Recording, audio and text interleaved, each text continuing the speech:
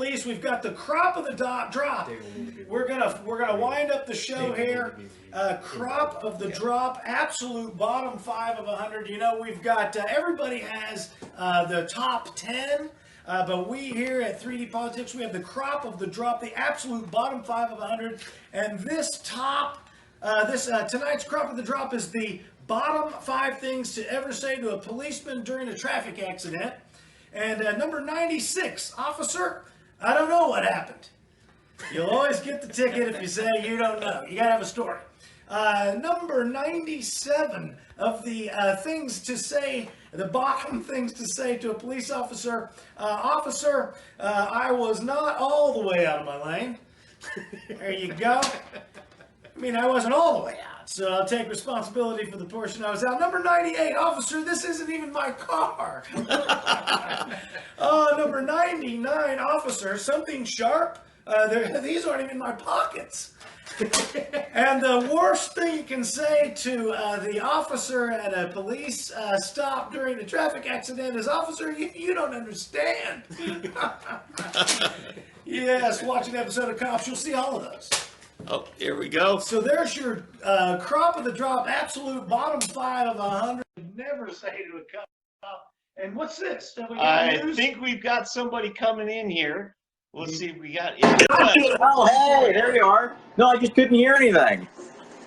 Yeah, so I guess I'll be Andy Levy here for a second with our misplaced love affair of Red Eye. I just noticed that you're talking about food deserts. I guess this is Channel 6's issue with downtown. It is repression of minority communities not having access to food. Well, it's amazing that in these so-called food deserts that we have record-breaking obesity. So these are some of the best food deserts in human history. It's like an argument for American greatness. In our food deserts, people are doing the opposite of starving to death. So, oh boy, this is so. I can't hear you guys really. It was a no-brainer. We might get some cross-traffic volume. Just keep going. I don't know. You guys go. Where did I interrupt you? Oh, concentration camps. Yeah. There's just a tasteless joke about ADHD here that I'd written down. I won't bother you with it. I did hear that obesity does kill far more people than bad people with guns do. That's very interesting. That's something that we won't discuss. So I wonder, maybe food deserts are good for some areas, you know, where you have record-breaking obesity. I think Oklahoma is top 5 in the country for obesity, and Americans on average are a third more obese than they were just a generation ago. So you were talking a little bit about Epic and this witch hunt. You know, I was just noting that it is very interesting that they just have these PR campaigns against entities like Epic without anything concrete. And I think David Van just hit it right on the head. They know they just need the innuendo. You know, it's kind of like all these allegations that come about mostly conservative candidates. You know, because when they're accusations against liberal candidates, they're like convictions or they're like witness statements, like, you know, Representative Ellison's, I guess, girlfriend. She basically had a sworn statement to police that he was beating her. I think he was charged with it. So it's not innuendo. It's just like, you know, it's a fact. It's a point of fact. But, you know, with Trump, it's like, or with Kavanaugh, right? The Sweatnik chick was going to parties every weekend where apparently there was gang rape occurring routinely. And she just couldn't stay away from these parties. They were just like the best thing ever, in her opinion. She just was like, wow, it's weird. They just hand out the punch and gang rape. So I'm here every weekend. And she said, well, I saw Kavanaugh standing in the hall kind of near the punch.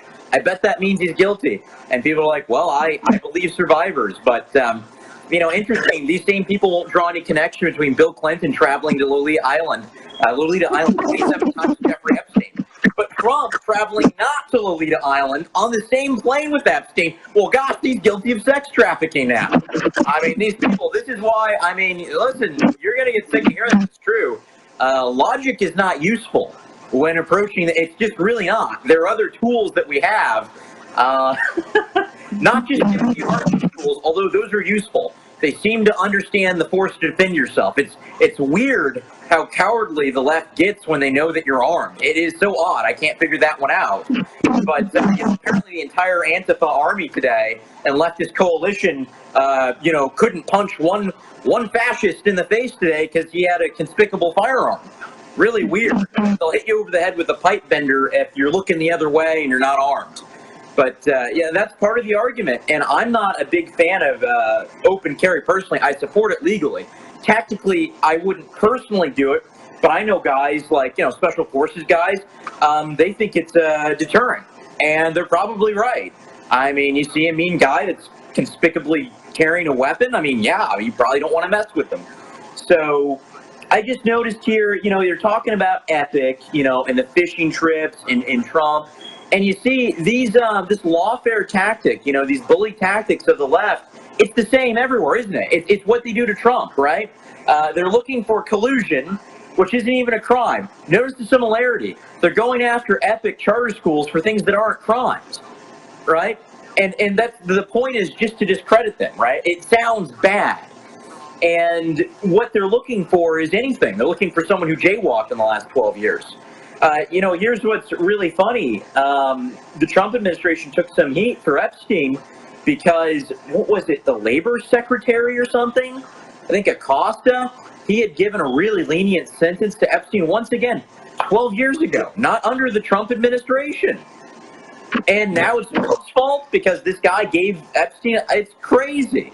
But then, Trump fires him. So, but once again, Manafort, he didn't pay his taxes or something. Who knows what happened 12 years ago, and now that's Trump's fault, right? That's related to the campaign. But this even happens in Oklahoma.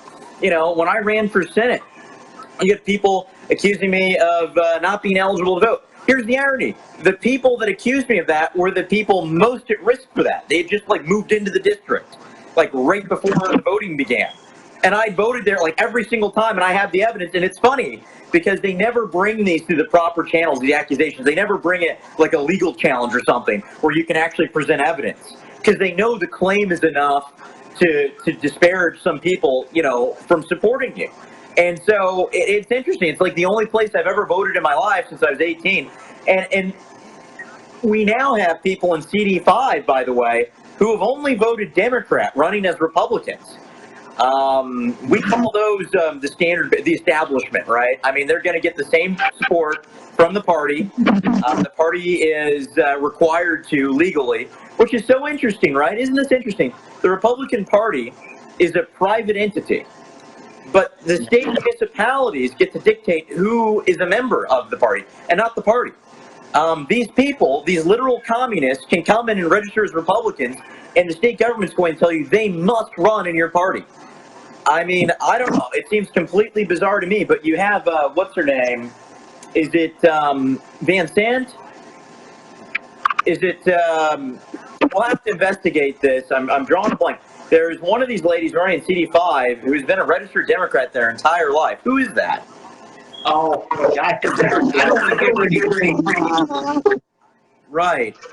Hey, John, I hear you're one round. Yeah, she's running. I can't hear you that well, but yeah, she's running really, really late, according to the medical staff. But kid's really, really healthy. So to me, it doesn't really bother me. Although I've been going a little bit stir crazy. I've been a bit sequestered, thinking very, very foolishly that this is going to happen like clockwork, and it has not been the case. But it's interesting. You were talking also a little bit later on in the program. You said you were talking about these crimes that are not crimes that people commit. I think it was, and I had to get up and do some things. But this guy with the unregistered guns or whatever, these non-gun crimes. It is so interesting because it's once again, it's collusion. Collusion, and correct me if I'm wrong, that's not a crime. Collusion with the foreign, I mean, what crime is committed, even if Trump were guilty, right? That's not, and I think Mueller even said the same thing. Am I right about that? It just sounds bad. Oh, thank you for the hand gestures. The sound is really bad for me. But so what they'll do is they'll run a 2-year-long investigation and cripple your efficacy with it. But when they commit actual crimes, right? When Lois Lerner targets conservatives to deny them their legal 501(c) status, nothing happens. When Eric Holder arrests journalists for not giving up their story, it's a literal crime. When you have Hillary Clinton claw hammering evidence in a subpoena, this is illegal, clearly, by all accounts. When you've got Strzok rewriting the account of, negligence, right? What is it? Gross negligence, right? That's the criminal penalty. Which we've always heard the phrase, any attorneys out there, that ignorance of the law is no defense. Well, apparently the Secretary of State and one of the preeminent attorneys in the history of the United States, Hillary Clinton, didn't know you couldn't claw hammer records after you've been subpoenaed. So she didn't know that you couldn't just like pass along top secret emails, which, by the way, a lot of CIA operatives have died, according to many sources, right? Some even named because of Hillary's loose emails in China. I mean, they had like an entire office wiped out. But here we go. So even if you're going to the standard that there's no crime committed unless you had knowledge, Strzok changed the gross negligence to extreme carelessness, which sounds worse. So here we have her breaking the law, and nothing happens to her. Here we have Loretta Lynch talking about her non-existent grandchildren with Hillary Clinton, okay, and evidence that, well, just straight up testimony from Lisa Page and Strzok that they were under instructions that the fix was in. There would be no conviction of Hillary Clinton. My point is, these are obvious crimes of the highest order, and they don't get punished. Tim Geithner, the Treasury Secretary, didn't pay his taxes for a decade, and this was known before he became Treasury Secretary. All right, but what happens to Manafort when they think he's making too much money, but they can't prove it in absolute terms? It's just circumstantial. Well, gosh, he's held in the brig. You've got literal wings of ISIS terrorists in Arizona. Remember they killed the toddler and tried to use voodoo magic to resurrect him as Jesus Christ with, like, Islam magic? You remember that? Those guys got out with bond. But Manafort can't. I mean, it's insane. They commit actual, extreme, conspicuous crimes on the left. They're never held accountable. And then they give you the innuendo of something that sounds bad. It's not even a crime. And then they investigate you like you're trying to bring about the Fourth Reich. And they use that literal language. So, what are we saying here, Tom? It seems like you're living in a world of reality where the past is connected to your present. I heard you're living in a world of reality. A sad reality. I don't know. Whatever Tom said. But, well, I mean... Sorry? Wrap it up. Okay, I heard that. I think David Bates with the phone and said, wrap it up. So, I think I'll close with this. So we had some communists here in the state of Oklahoma. A shocking story. Good on Super Politics for reporting this. You had this far-left alliance breaking laws, breaking treason laws, breaking subversion laws, breaking all kinds of laws. Oftentimes they brandish weapons. They're so ignorant of the law, and they're so gross, they're so irresponsible and dangerous. They will have their finger on the trigger of a gun and block, which, by the way, we get some attorneys here. Is Brian Duke here? He's one of the best attorneys I know. I believe that is being met with deadly force. I'm not giving legal advice or anything like that. I believe it is. When someone has their finger on a trigger and they're threatening you to your face, that's deadly. So these folks exist in these spaces committing these acts, and nothing happens to them, right? Where are the troopers? Where are the military police? Where's the National Guard? Okay? You remember where the BLM, the other lefty tool BLM, not Black Lives Matter, the one that came before them, the Bureau of Land Management. They got to take all of Cliven Bundy's rights away from him because a tortoise wanted to crawl across, square centimeters of his land. And so that meant that, they could come there and rough up his family and take his stuff and kill his livestock. I remember a bunch of people didn't like that, and they showed up with guns, and they said, hey, wait. We just want you to lawfully continue with, with your actions here. We don't feel they're lawful. And it's interesting how, a lot of these federal agents got really polite when they're met with guys with guns and said, hey, we're all about the Constitution. We want to have a constitutional proceeding. But what went down just a few years ago, a couple of years, I think that was 2014, that Bundy standoff. In 2016 or 17, you had you had people involved with that the FBI ran down and killed.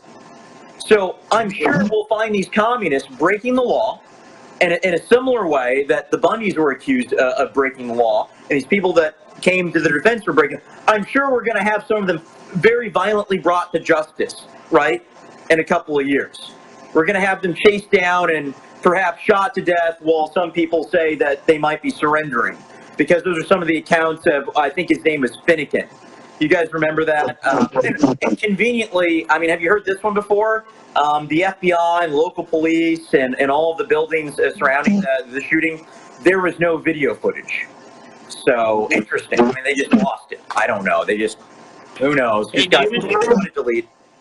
Hey, we're going to go ahead and sign off. You can just keep ranting to wife and daughter. I think we're good here. I think we're good. Prayers for your family. Everybody's good. Thank you. Please, I think it's tonight. They've been saying it for a while, but they really think it's tonight or tomorrow. So, All right. Everybody else. all right.